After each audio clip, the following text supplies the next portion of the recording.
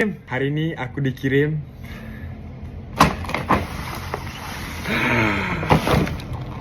Ya Allah, ada seseorang insan mengirim aku sesuatu. Allah Akbar. Oh my God. Louis Vuitton. Bismillah. Takutnya, ya Allah, alhamdulillah orang hargai aku. Ubur-ubur ikan lele. Semangat terus kerjanya, Le. Semoga suka ya sama kadonya. Makasih udah menjadi teman yang baik sekali. Will always be here for you. Here for you.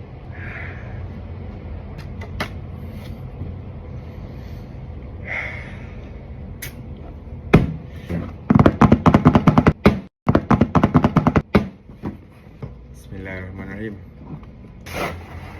Oh my God.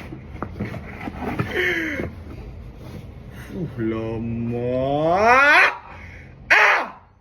LV ni bos.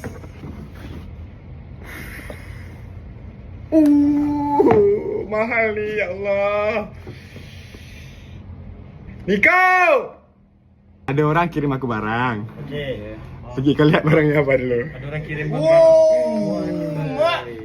Orang Kaya. Lupitong. Siapa hantar? Okey, sebelum tu aku nak baca dulu. Mak. Okey, siapa yang boleh baca? Baca Iya, dulu. pandai. Bacanya diam-diam. Okey. Okey, aku baca dulu. Ubur-ubur ikan lele. Cakap. Semangat terus kerjanya, Le. Will always be here for you. Okay,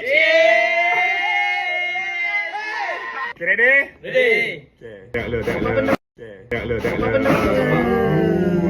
Lawa terus. Mak. Aku mau satu. Mak. Pakai terus. Aku nak juga. Oh, mak. Pakai terus. Oh, mak. Belakang dia bos limited edition bos. Limited edition eh. Langsung pakai hari ni. Langsung pakai hari ni? Ya. Okey. Anjay. Mahal kali ya. Kandung yang mahal kali guys. Bapak beli dekat Singapura. Aku pilih limited edition Singapura. Ini pun cantik juga ni. Ini Tak kalah. limited edition lagi teruk. Yang bapak Pause dulu. Si. Ada dapat apa? Awal-awal dah bengkok kan dia bos kan. Awal-awal. 1, 2, 3. Terima kasih, Resi. Cantik hadiahnya. Jangan lupa buat aku. Jangan lupa buat perintilan Aizar juga. Kami mau juga.